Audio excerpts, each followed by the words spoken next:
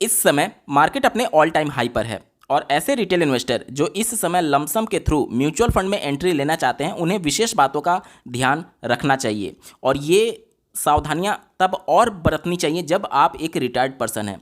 आप एक प्रश्न देख पा रहे होंगे जो कि एक सर के द्वारा पूछा गया है और ये एक रिटायर्ड पर्सन है, सीनियर सिटीजन है जिनकी एज 60 साल है और इनके पास 10 लाख का कॉर्पस है जिसे वो इन्वेस्ट करना चाहते हैं लमसम के थ्रू म्यूचुअल फंड में। तो कौन सा म्यूचुअल फंड इनके लिए बेस्ट ऑप्शन हो सकता है, इसके रिगार्डिंग इस वीडियो में डिटेल में बात करेंगे और वो भी फैक्ट और डेटा के साथ, जो कि इस वीडियो को बहुत ज़्यादा इन्फॉर्मेटिव बना सकता है। अंत तक जरूर जुड़े रहिएगा, बहुत आपको हेल्प मिलेगी इस वीडियो के माध्यम से। नमस्कार दोस्तों, मेरा नाम है नीरज, आप देख रहे हैं फिनोबिट यूट्यूब चैनल। अगर आप इस चैनल पर पहली बार विजिट कर रहे हैं तो इसको सब्सक्राइब करते हुए बेल आइकन को प्रेस करना ना भूलें। निश्चित तौर पर मार्केट अपने ऑल टाइम हाई पर है और इन्वेस्टमेंट को लेकर के आपने बहुत सारी वीडियोस भी देखी होंगी जिसमें ये बताया जा रहा होगा कि इस समय आपको इन्वेस्टमेंट करने से बचना चाहिए, लेकिन यही ऑल टाइम हाई आने वाले 5 साल, आने वाले 10 साल में 2-3 बार अपने ऑल टाइम हाई को टच कर रही होगी।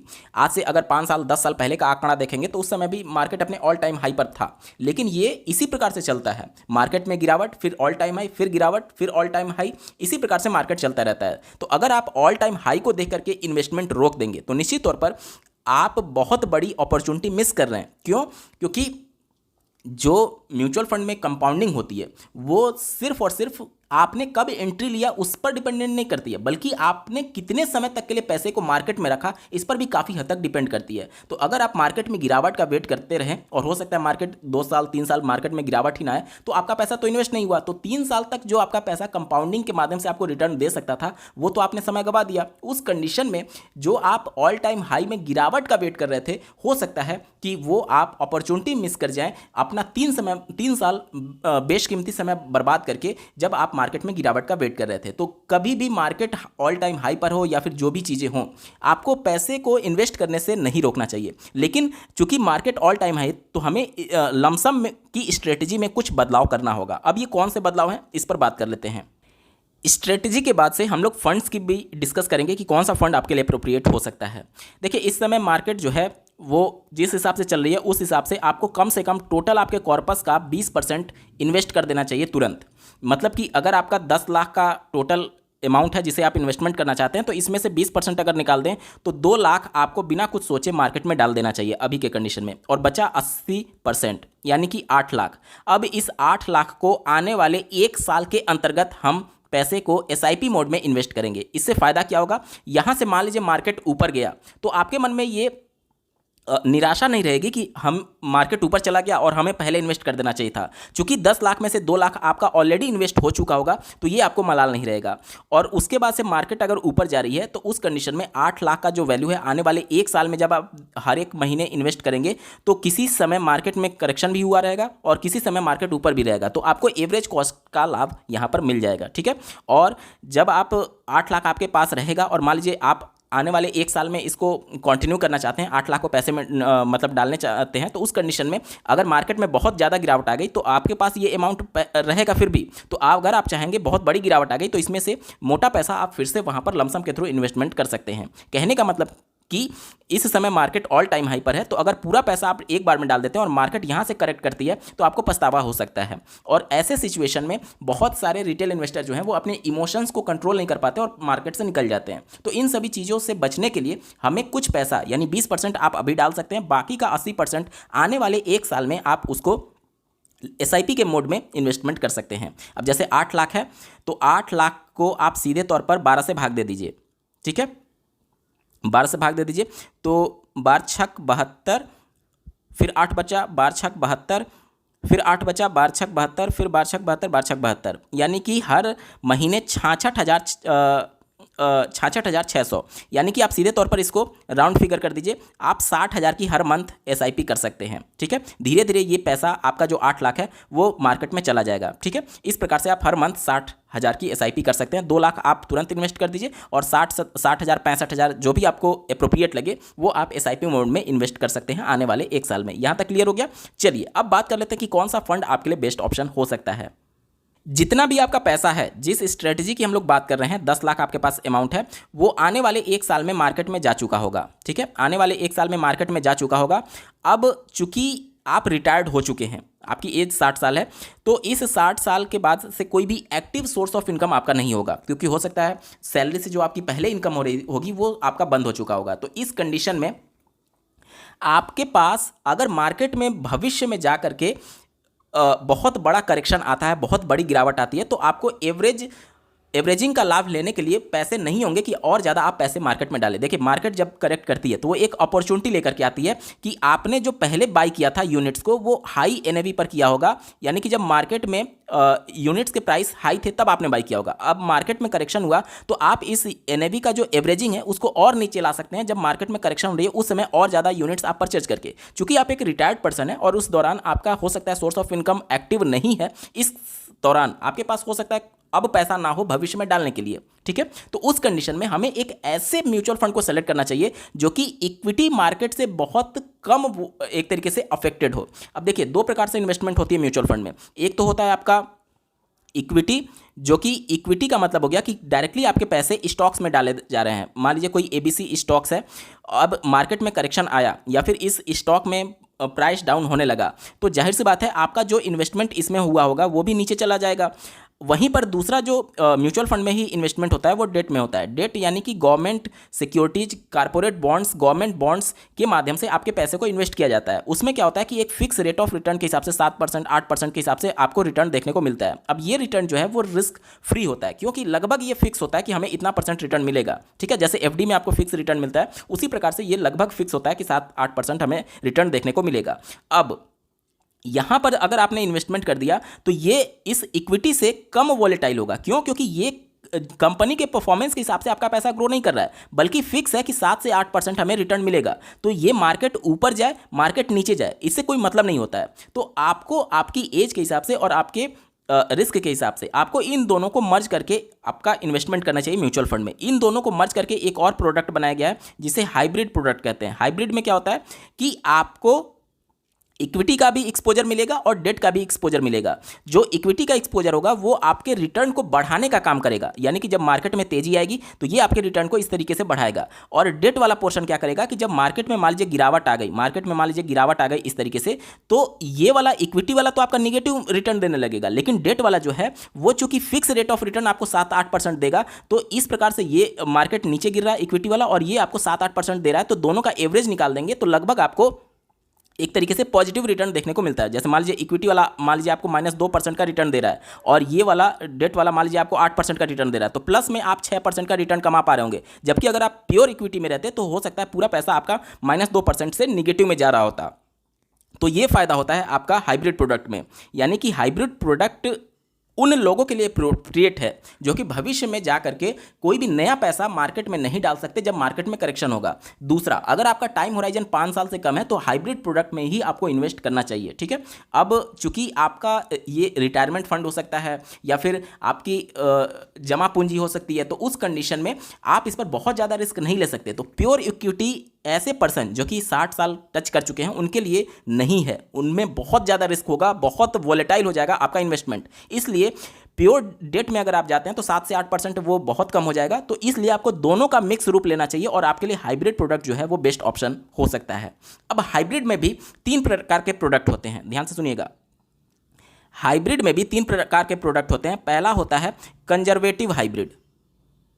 अभी मैं सबका एग्जाम्पल भी दिखाऊंगा और प्रोडक्ट के माध्यम से भी समझाने की कोशिश करूंगा कि किस प्रकार से आपके रिस्क को ये मैनेज करता है। दूसरा होता है एग्रेसिव हाइब्रिड और तीसरा होता है बैलेंस अप्रोच। अब ध्यान से देखिएगा, इसमें क्या होता है, कंजर्वेटिव में क्या होता है कि आप बहुत कम रिस्क लेना चाहते हैं, यानी कि अभी मैंने आपको बताया कि हाइब्रिड में इक्विटी का भी पोर्शन है और डेट का भी पोर्शन है। जो इक्विटी वाला है वो रिस्की इन्वेस्टमेंट है और डेट वाला जो है वो सेफ इन्वेस्टमेंट है। तो अगर एक कंजर्वेटिव की बात करेंगे तो उसमें क्या होगा कि डेट का पोर्शन जो होगा वो 50% से ज़्यादा होगा, यानी आपके पैसे को बहुत ज़्यादा निगेटिव होने से बचाएगा ये।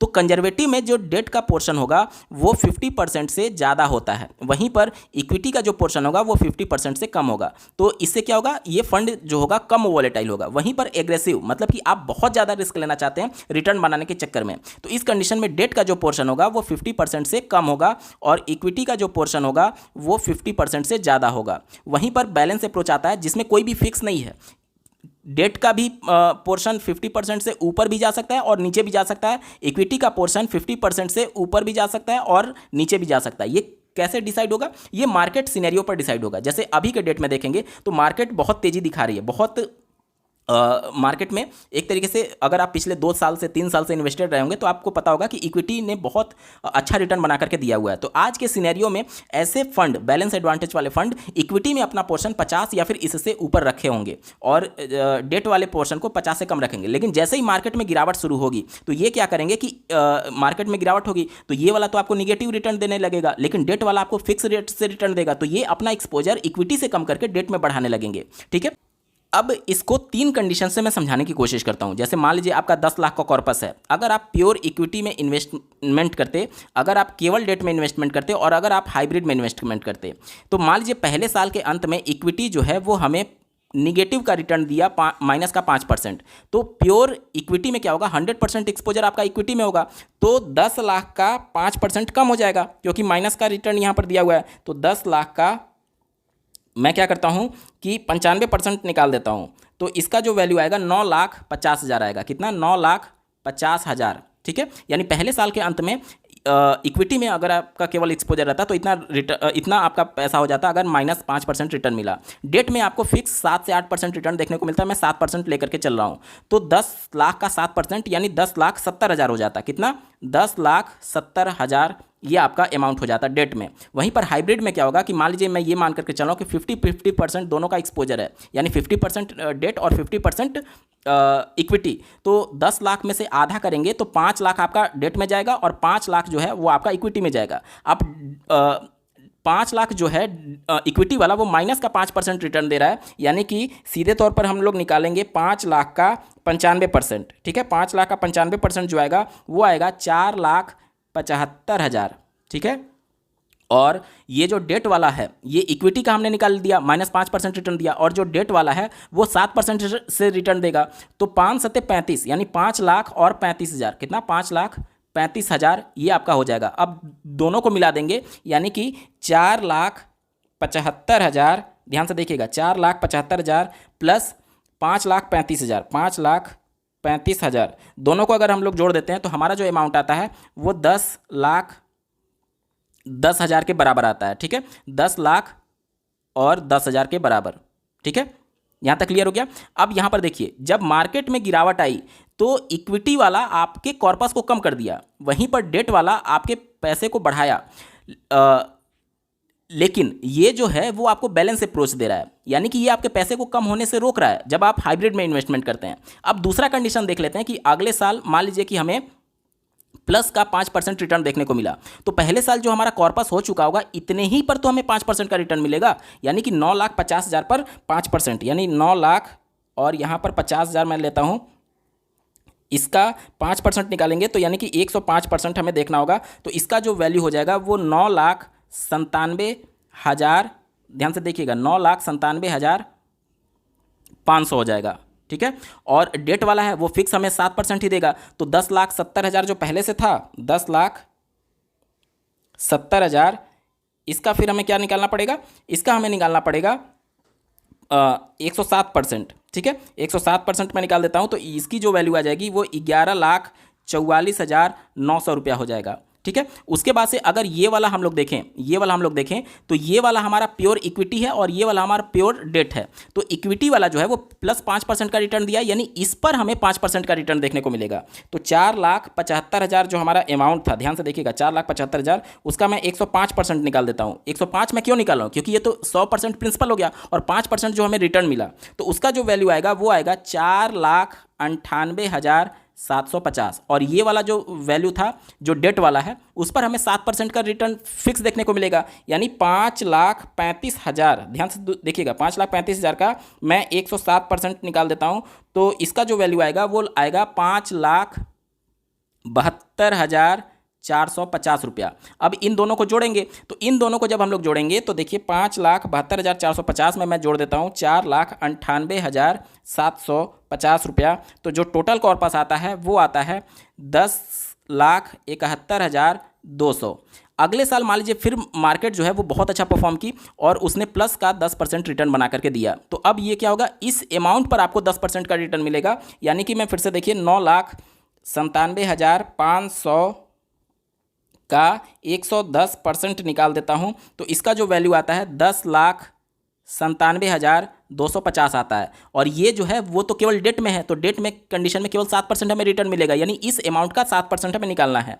तो क्या हो जाएगा, 11,44,900 का हमें 107% निकालना होगा। तो हमारा जो कॉर्पस बन जाएगा वो बन जाएगा 12,25,043 रुपया।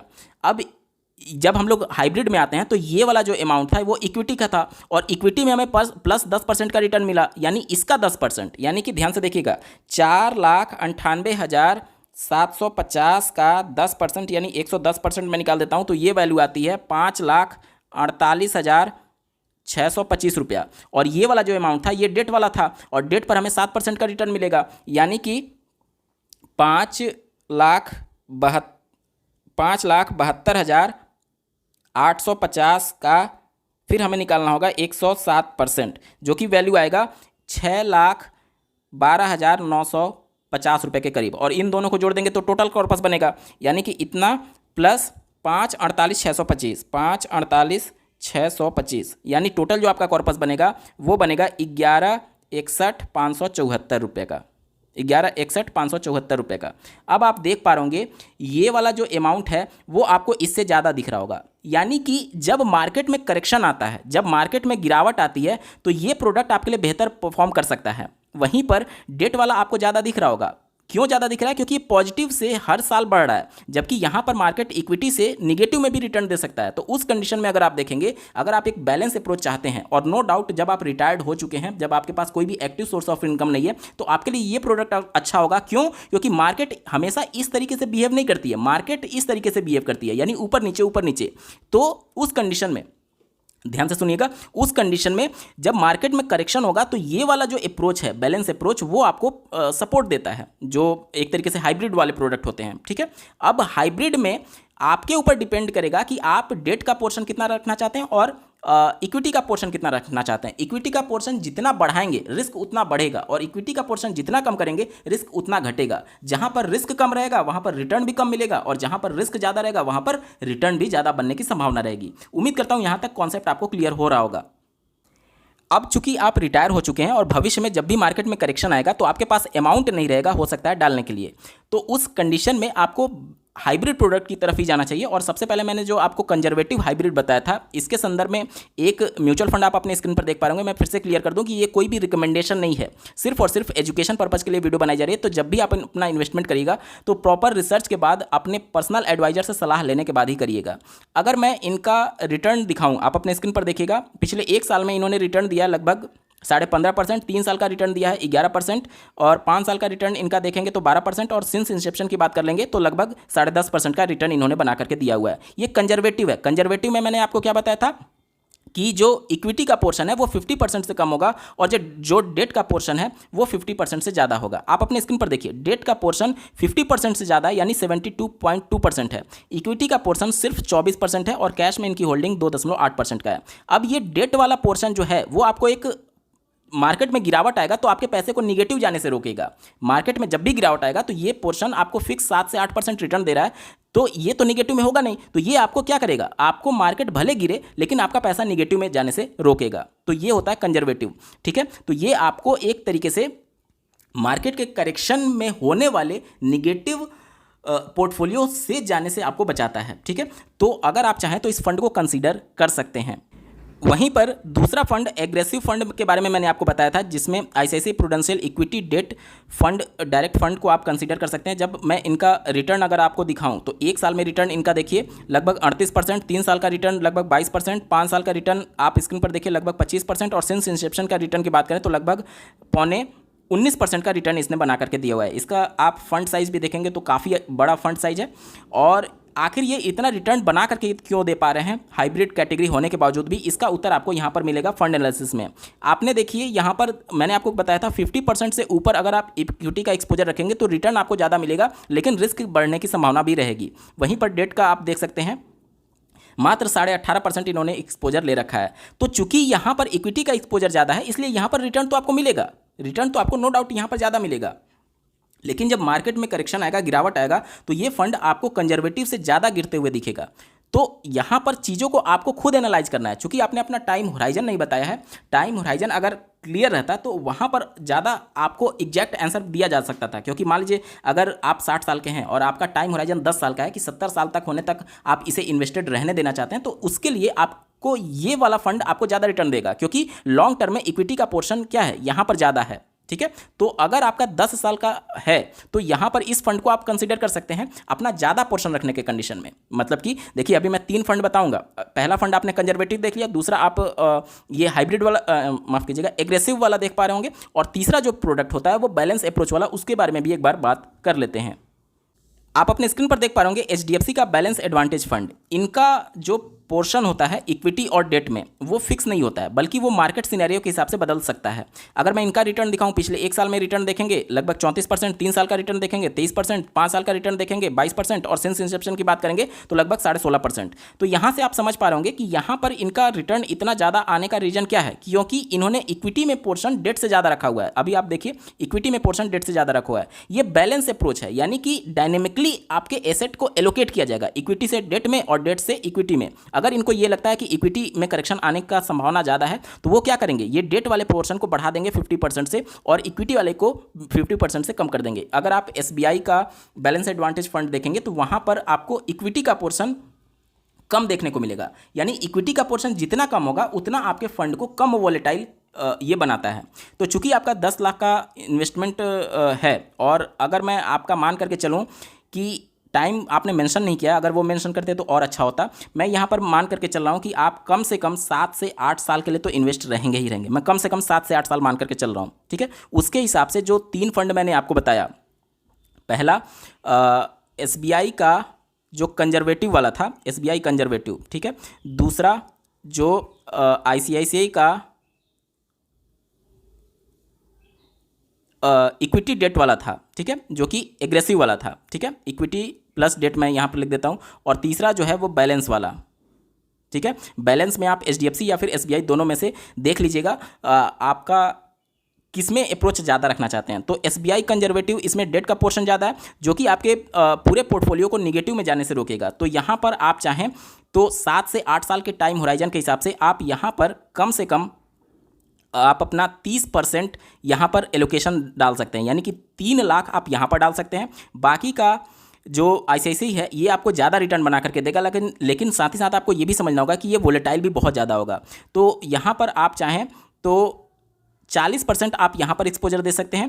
तो 30 और 40 70% हो गया, और बचा हुआ 30% आप बैलेंस अप्रोच में डाल सकते हैं, यानी जब मार्केट जैसा बिहेव करेगा उसके हिसाब से। यानी कि 3 लाख आप इसमें डाल सकते हैं, 4 लाख इसमें और 3 लाख इसमें। तीनों को जोड़ देंगे तो 3 4 7 और 3 10 लाख, 10 लाख का आपका इन्वेस्टमेंट हो चुका है। लेकिन अगर आपका टाइम होराइजन 10 साल का है तो आप इस 40% को बढ़ा सकते हैं। क्यों? क्योंकि इसमें इक्विटी का पोर्शन ज़्यादा है और 10 साल बहुत लंबा पीरियड होता है, और उस समय कम से कम आपको इसमें एक्सपोजर 60% तक रखना चाहिए, कम से कम 60% रखना चाहिए। इसके बाद से आप चाहें तो 20% इसको दे सकते हैं और 20% इसको दे सकते हैं, क्योंकि लॉन्ग टर्म में ये आपको ज़्यादा रिटर्न बना करके देगा जो जिसमें इक्विटी का पोर्शन ज़्यादा है। तो और अगर आपका टाइम होराइजन 7 से 8 साल से कम भी है, मतलब इससे भी कम है, मान लीजिए आपका 3 से 4 साल या फिर 3 से 5 साल का है, तो आपको ये वाला जो कंजर्वेटिव फंड है इसमें आपको पोर्शन बढ़ा देना चाहिए। कम से कम 60 से 70% आपको इसमें इन्वेस्ट करना चाहिए, कम से कम 60 से 70% मैं बता रहा हूँ। उसके बाद से इसमें आपको बहुत कम कर देना चाहिए, इसमें आप 15 से 20% रखेंगे और 20% के आसपास लगभग इसमें रखेंगे, ठीक है। तो टोटल आप देख लेंगे यहाँ से आपका भी 100% हो जाता है। तो इस तरीके से आप समझ पा रहे होंगे कि टाइम होराइजन के हिसाब से आपको कौन सा कंजर्वेटिव या फिर जो प्योर कंजर्वेटिव या फिर एग्रेसिव या फिर बैलेंस में कितना रखना है ये आपको तय करना होगा खुद से, ठीक है। और आप कितना रिस्क ले सकते हैं उसके हिसाब से ये चीज़ें तय होती हैं। मैंने आपको 3 म्यूचुअल फंड यहाँ पर बताया, और तीनों में आपको आपके रिस्क के हिसाब से, आपके टाइम होराइजन के हिसाब से फंड को सेलेक्ट करना होगा, और कितना फंड एलोकेट करना होगा ये खुद आप कैलकुलेट करेंगे। उम्मीद करता हूँ आपके सारे डाउट्स क्लियर हो गए होंगे। बावजूद इसके अगर आपका कोई प्रश्न रह जाता है तो कमेंट के माध्यम से पूछ सकते हैं। आपको ये वीडियो कैसा लगा, मेरा एफर्ट कैसा लगा, कमेंट के माध्यम से जरूर बताइएगा। और ऐसे ही महत्वपूर्ण अपडेट के लिए इस चैनल को सब्सक्राइब करना ना भूलें। इस वीडियो को देखने के लिए आपका बहुत बहुत धन्यवाद। भगवान करे आपका दिन शुभ हो।